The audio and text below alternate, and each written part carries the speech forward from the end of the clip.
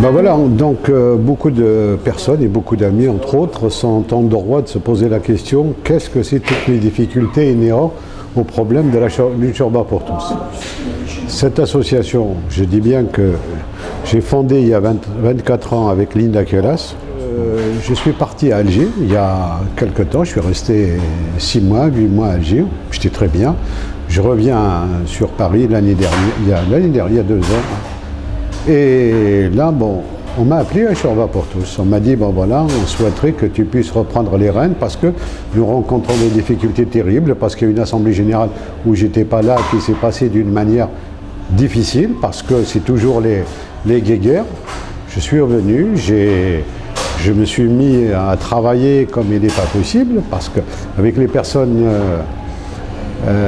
bon, on s'est retrouvés, on était 2 à la limite, bon, plus quelques bénévoles qui ont donné un coup de main, qui ont su répondre au travail par le travail. Vraiment, ça a été, c'était 18h, 20h par jour. Donc je devais repartir à Alger, je suis resté pour remettre cette association dans l'ordre.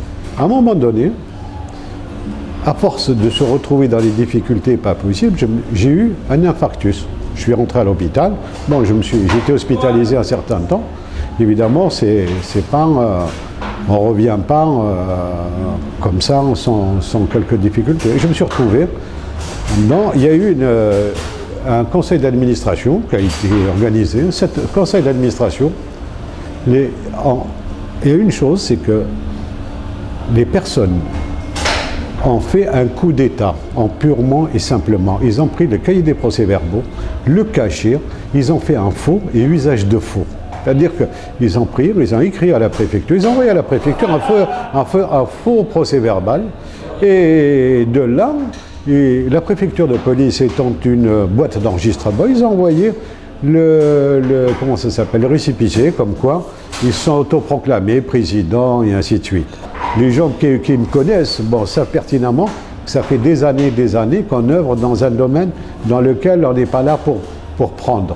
Et toutes les personnes beaucoup de personnes qui sont là au sein de l'association ont fermé mon bureau, m'ont éjecté de l'association avec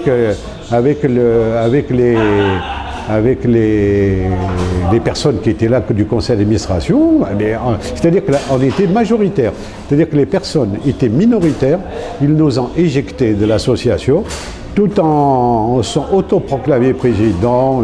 Bon, écoutez, ça fait toutes les personnes jusqu'à maintenant qui ont été à l'association se sont retrouvées dans le même cas de figure. Pourquoi? Parce qu'il y a un petit noyau qui ont pris cette association en otage, où j'ai mis les noms sur Facebook, donc vous vous rendrez compte aisément ce que c'est. Donc, du coup, bon, entre les problèmes de justice, où on n'a vraiment pas... notre rôle, c'est pas d'aller dans les justices, c'est pas dépenser l'argent pour aller dans la justice. Malheureusement, on ne pouvait pas faire autrement. Et là, ça sera peut-être la première fois qu'en 24 ans, on ne fera pas le ramadan à cause de certaines personnes.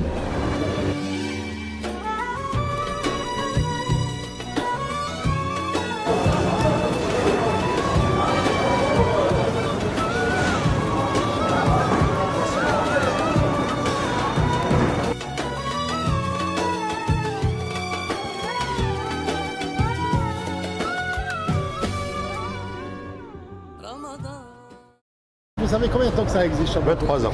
23 ans. Oui, oui. Allez, ouais.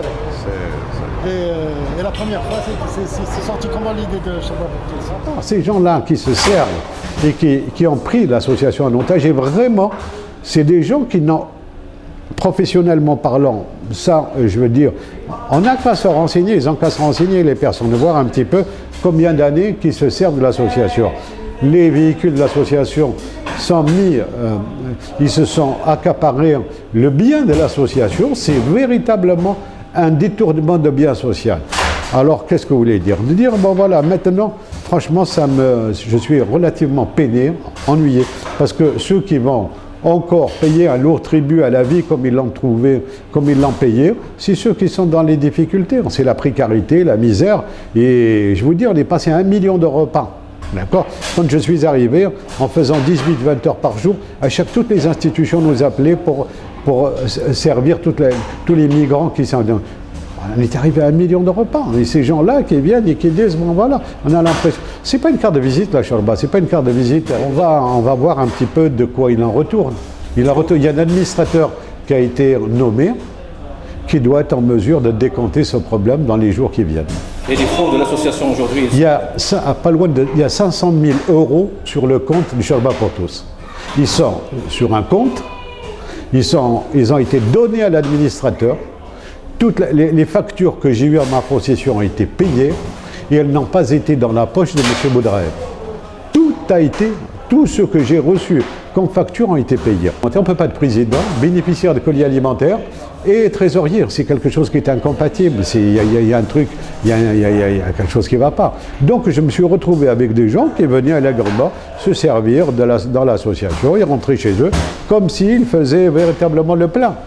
Distribuer tout ça, et petit à petit, quand on se heurte à ce type, en disant non, il est hors de question parce que si j'accepte ce type de comportement, je suis complice. Donc j'ai jamais accepté ce type de complice. Évidemment, on ne fait pas une omelette sans casser deux. Je me suis retrouvé avec des ennemis, et peut-être, je ne dis pas que tout a été le fait de se retrouver à l'hôpital à cause de ça, mais ça en fait partie, ça s'est rentré un peu dans le processus où franchement, là, je suis écœuré, dégoûté. Le quorum n'est pas atteint. Vous validez, vous faites une assemblée générale extraordinaire. Il y a un truc... Mais tout est faux, c'est-à-dire que la force a primé sur le droit. Et donc, si vous acceptez que la force prime sur le droit, vous acceptez tout. C'est véritablement une association à caractère bananière. Est-ce que c'est trop tard pour le Ramadan cette année? Bon, je veux dire qu'il n'est jamais trop tard pour bien faire. Mais je ne sais pas, j'en sais rien parce que là... il faut que les gens aient envie de construire, mais pas détruire. Parce que s'ils ont envie, à la limite, de dire que je vais faire une carte de visite avec l'association, évidemment, ce sera toujours trop tard.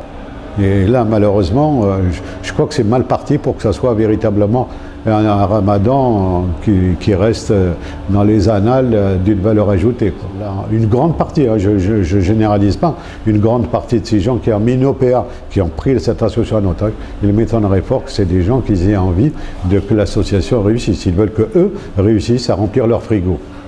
Merci. Merci beaucoup.